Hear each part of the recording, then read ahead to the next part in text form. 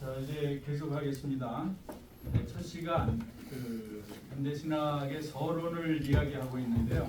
아무래도 이제 신학은 그 철학과 밀접한 연관이 있기 때문에 철학, 무슨 철학자 이야기를 했는데요. 여러분들이 듣기에는 좀 어렵다, 좀 힘들다 그런 생각이 아마 들 수도 있겠습니다.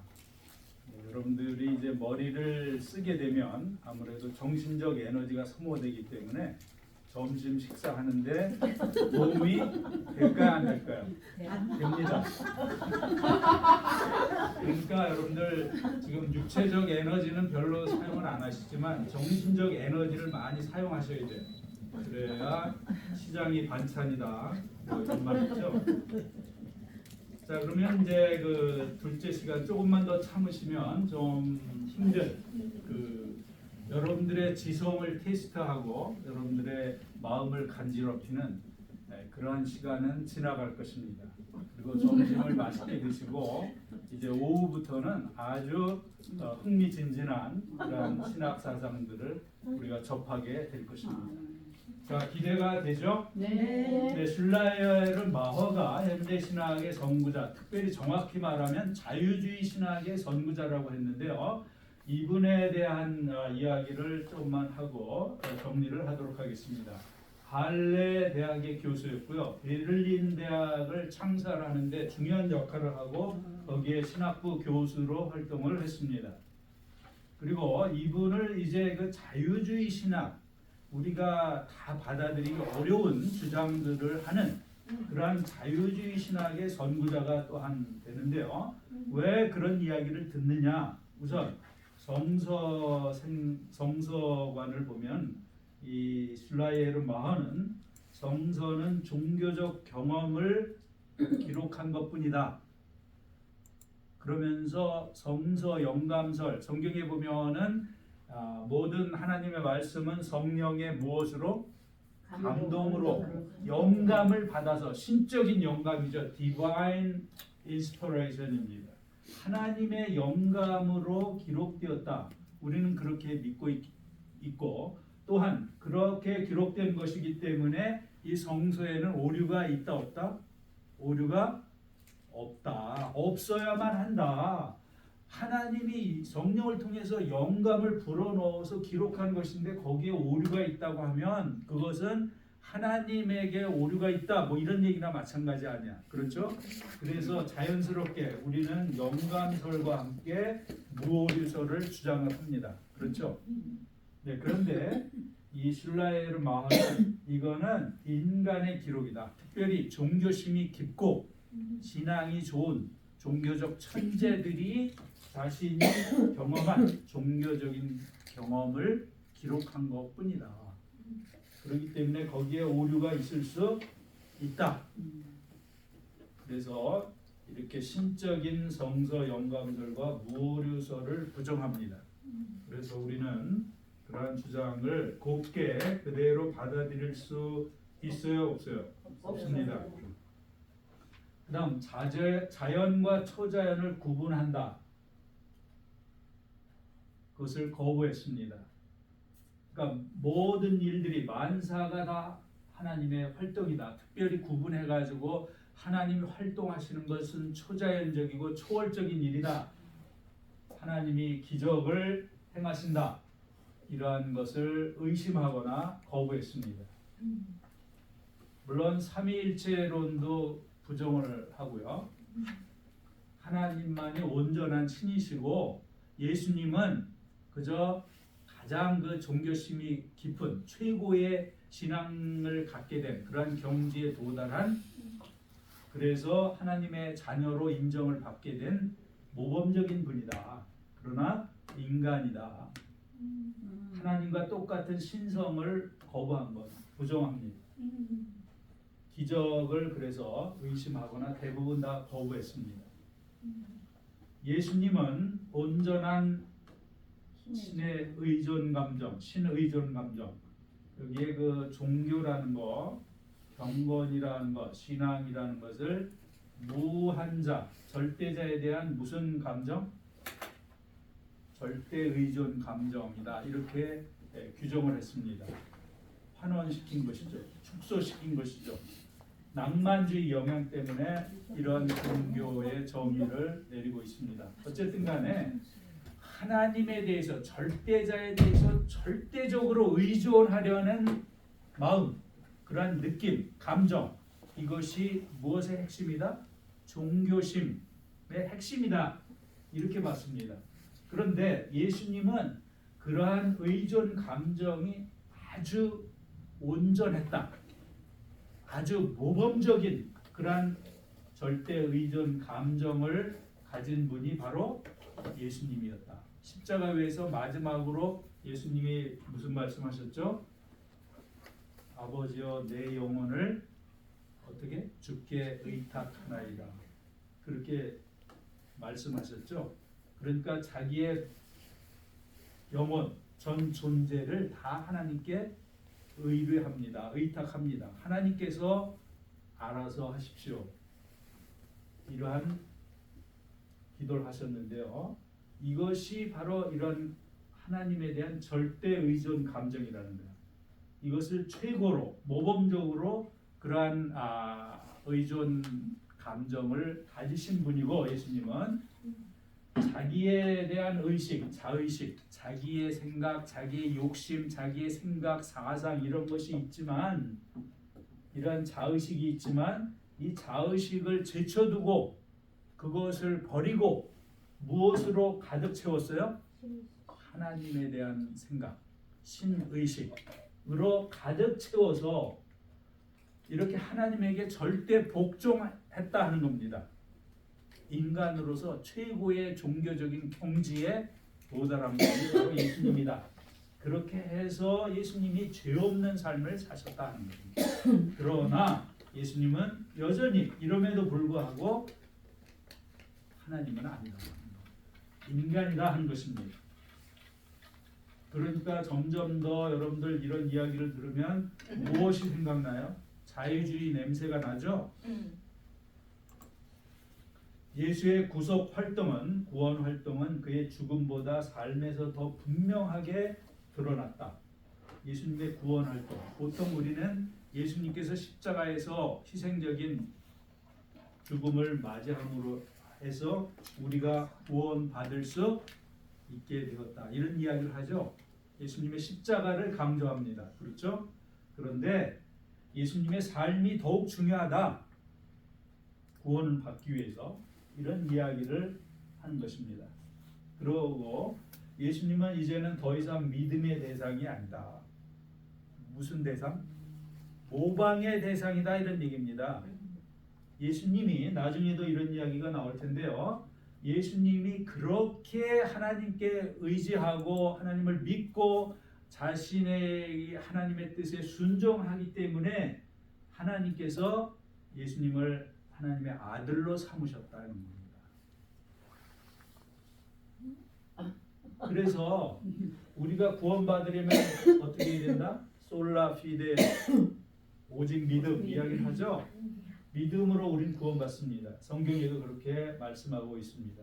그런데 예수님을 우리가 믿는 것이 아니고 예수님을 어떻게?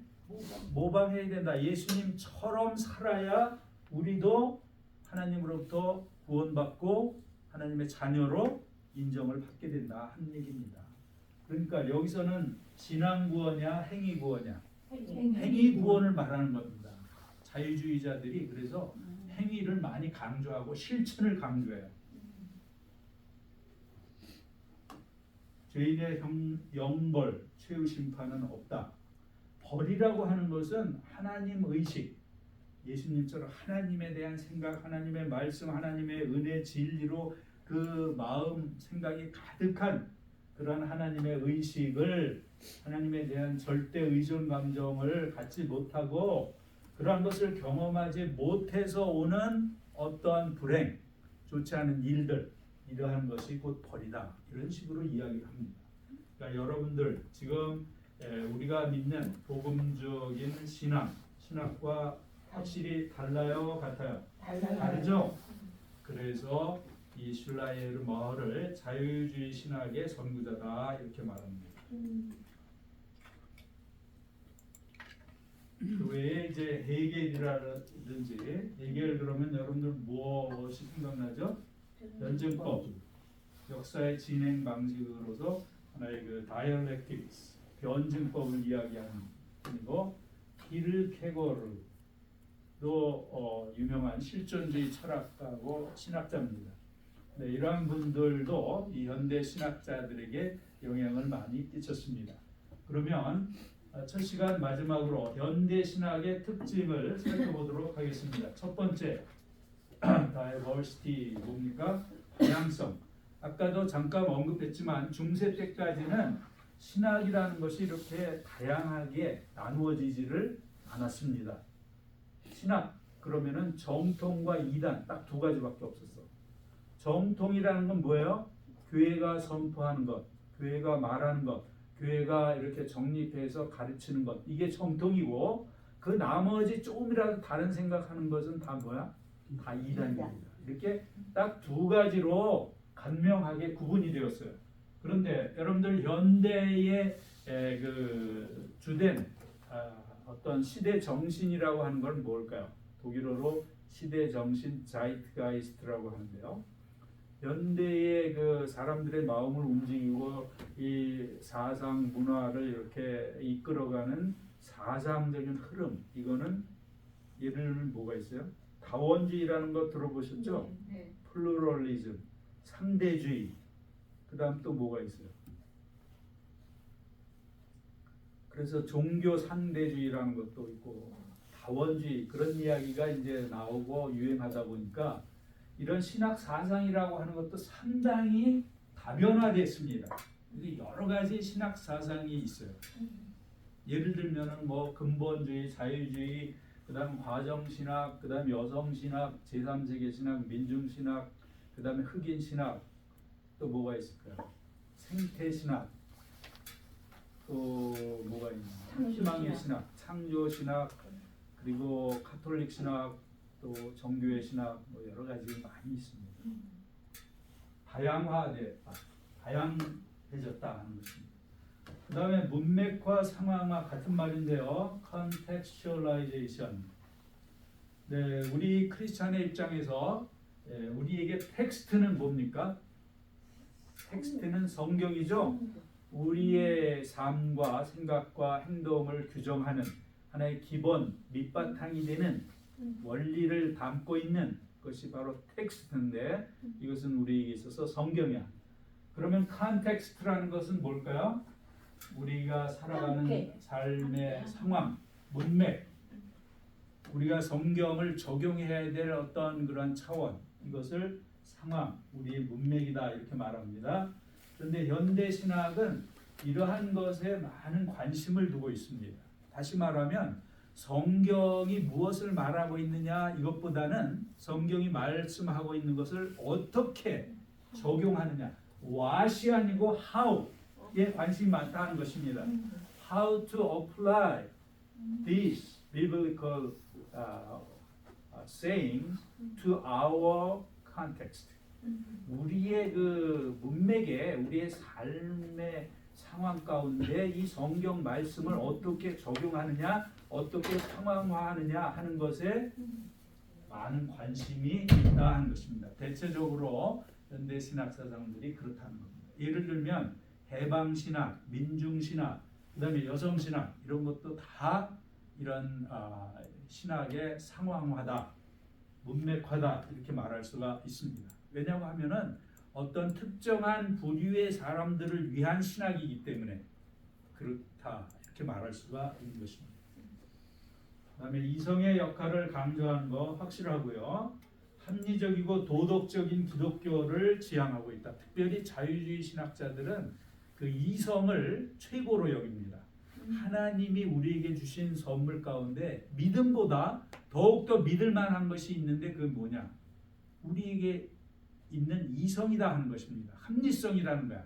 이것을 가지고 학문을 하고 성경을 읽고 판단하고 거기에서 정말 복음의 본질이 무엇이냐 하는 것을 캐치할 수 있다. 이렇게 주장을 합니다. 그러니까 기독교도 합리적이 되어야 된다 하는 것입니다. 이성적으로 수긍할 수 있는 신앙 체계, 기독교가 되어야 된다는 겁니다. 도덕적인 기독교라는 건 뭐예요?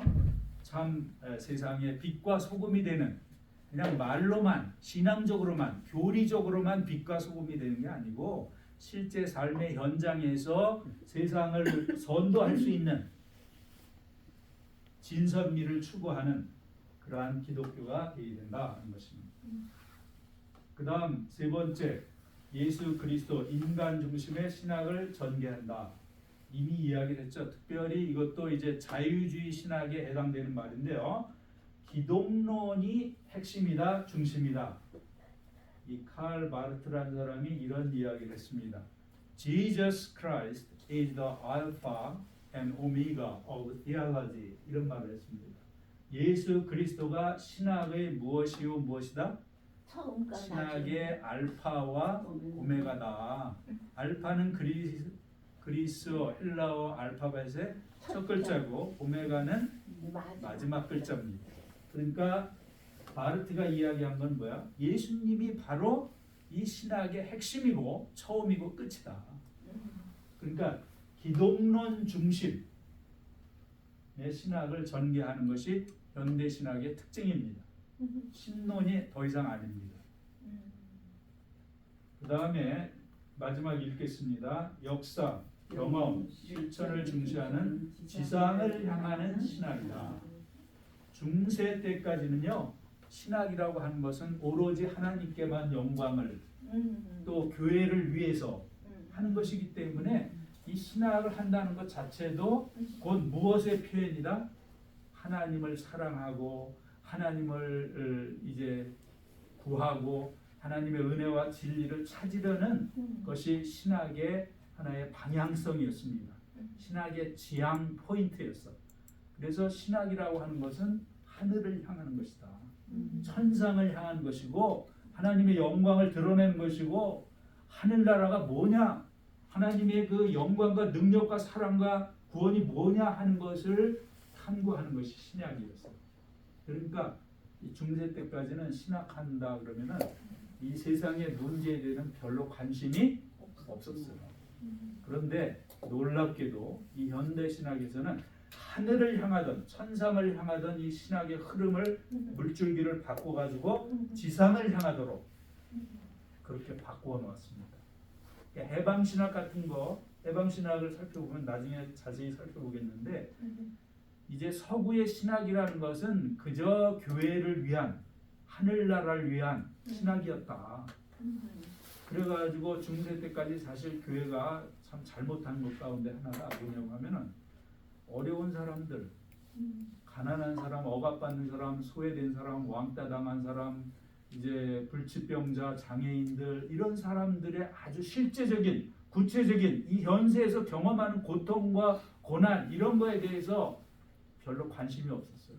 그런 것을 해소하는데 교회가 힘을 제대로 쓰지 못했습니다. 물론 그렇게 하지 않은 교회도 있지만 대체적으로 그렇게 해왔습니다. 왜? 교회는 신학은 하늘을 향하는 것이니까 하나님의 영광을 드러내는 거니까 이 세상의 문제에 대해서 소홀히 했다 하는 것입니다. 그런데 현대에 와서는 여성 신학은 여자들의 그 인권, 남녀 평등 이런 문제에 대해서 또 해방 신학은 뭐예요? 가난한 자, 억압받는 사람들의 실제적인 문제를 해소하는데 그들의 문제를 들어주고 그들의 경험을 이제 이야기하는 것을 이제 중심으로 삼고 있습니다. 그것이 현대신학의 특징이라고 할 수가 있겠습니다. 그러면 이제 아주 구체적인 현대신학은 이제 본론으로 들어가서 여러분 이제 캐릭터를 좀 풀러도 됩니다. 이제는 그렇게 힘든 어려운 문제는 없습니다. 네, 이 근본주의 신학을 조금만 하고 이제 마치도록 하겠습니다. 자, 근본주의 이미 이야기했지만 현대의 그런 여러 가지 흐름 가운데 가장 오른쪽에 있는 신학 사상이 되겠습니다. 영어로 펀더멘탈리즘이라고 하고요. 원리주의라고도 말합니다. 네, 여러분들 들어봤죠? 그런데 원리주의라 그러면 기분 나빠하는 사람들이 있습니다. 누가 기분 나빠할까? 원리주의 그러면은 뭔가 이 자기들만 그 원리를 알고 원리를 지키는 사람이라는, 이게 칭찬하는 말 아니냐? 나 기분 나쁘다. 그냥 근본주의라고 해라. 이렇게 따지는 사람도 있습니다. 자, 여러분, 그러면 이 근본주의, 원리주의, 그러면 제일 먼저 여러분들의 머릿속에 떠오르는 게 뭐가 있어요? 어떤 생각이 떠오릅니까? 이슬람 근본주의? 또 떠오르는 거 없어요? 근본주의? 네, 근본주의의 특성은 뭐냐고 하면요. 여기에 기록되어 있는 대로 같이 읽어보겠습니다. 첫 줄, 근본 원리를 확립하여 굳게 유지하고 그대로 실천하려는 태도, 사상, 성향을 말합니다. 네, 이 사람들의 그 자세는 뭐냐고 하면 이 세상의 근본 원리라는 것, 기본되는 원초적인 진리라는 게 있다 없다? 있다, 이렇게 주장을 하는 겁니다. 그리고 그 근본 원리를 우리가 알고 있다, 터득했다, 하나님께서 계시하셨다. 그리고 그 계시된, 그들이 알게 된 이 근본 원리를 아주 굳세게 목숨 걸고 지키고 유지하고 그대로 삶에서 실천하려는 그러한 자세를 보여주고 있습니다. 그러한 태도, 그러한 사상, 그러한 성향을 가진 사람들을 근본주의자다, 이렇게 말할 수 있겠습니다. 여러분, 9.11 테러를 일으킨 사람들은 바로 이슬라믹 펀더멘탈리스트가 했습니다. 그렇죠? 그리고 IS, 한동안 세계를 공포로 몰아넣었던 IS도 역시 근본주의자들입니다. 이슬람. 또 낙태 시술 병원을 폭파시킨, 폭탄을 던진 사람이 있었죠. 1996년 하계 올림픽에 어디에서 있었죠? 여기 바로 아틀란타에서 있었습니다. 그때 이제 아틀란타 올림픽 한국위원회에서 알바를 하고 있었는데요, 제가. 그 올림픽 경기가 끝난 다음에 샌디 스프링스라고 있죠, 여기. 네. 네, 거기에 그 낙태 시술 병원에 폭탄을 던진 사람이 있었습니다. 그리고 알라바마에서 또 그런 일이 있었는데요. 이 폭파범의 특징은 뭐냐? 기독교 근본주의자였습니다. 생명권은 누구에게 있다? 하나님에게 있다. 생명을 좌지우지하고 생명을 주시고 생명을 가져가시는 분은 절대적인 하나님의 권리에 속한 것이다. 그런데 인간이 자의적으로 편리하기 위해서 자기 사정이 있다고 함부로 태아를 수정하는 순간, 난자와 정자가 결합하는 순간 그 생명체가 되는 것인데, 그것을 자기들 마음대로 인간의 편의에 따라서 막 없애버리고 지워버린다. 이건 하나님의 권위에 도전하는 것이다. 하나님이 그 혐오하시는 악을 자행하는 것이다. 악을 쓸어버려야 된다, 이 세상에서. 그래서 폭탄을 던졌습니다. 네, 여러분, 이것에 관한 그 넷플릭스에 들어가면 비디오도 나와 있어요. 네, 이 폭파범은 그러한 절대적인 자기 나름대로의 신앙 신념이 있었습니다. 그것이 원리야, 그것이 근본이야. 그것을 그대로 실현하려고 했던 겁니다. 리차드 도킨스라는 사람이 있습니다. 현대에서 가장 유명한 그 무신론 전도사입니다. 무신론 전도사인데 가장 악명 높은 사람입니다. 이 사람도 무슨 생각을 갖고 있냐고 하면, 이 종교라고 하는 건 정말 상상의 산물이고, 옛날 신화 전설이 유행하던 때 이 사람들이 무지하고 순진해가지고 받아들인 그런 어떤 사상 체계다, 신앙 체계다. 그러니까 이 종교라고 하는 것은 인류가 발전하고 과학이 진보하는 데 있어서 가장 큰 장애물이다. 이렇게 생각을 하면서 무신론을 전파하는 데 앞장선 상당히 공격적이고 이런 근본주의적인 성향을 가진 사람입니다. 그런 거 보니까 이 근본주의라는 것은 기독교에만 있는 게 아닙니다. 과학계에도 있고 모든 종교에 다 근본주의라는 게 있습니다. 근본주의자가 있습니다. 불교도 그렇고 이슬람교도 그렇고 기독교도 그렇습니다. 태극기파가 근본주의일까요? 잘 모르겠어요. 아미시 피플 여러분들 알고 있습니까? 아미시 사람들이 모여 사는 공동체가 미국 전역에 여러 주에 걸쳐 가지고 퍼져 있습니다. 그리고 펜실베이니아주의 랭카스터라는 곳이 있는데요. 거기에 가도 그들의 마을이 있습니다. 저는 거기에 한 두세 번 방문한 적이 있는데요. 한국의 친구 목회자와 이들을 뭐 좋은 의미로 근본주의자다 이렇게 말할 수 있습니다. 이 아미시 사람들에 대해서는 나중에 살펴보도록 하겠습니다. 자, 근본주의 여러분들 이제 서론만 이야기했고요. 나머지는 점심 식사 후에 살펴보도록 하겠습니다.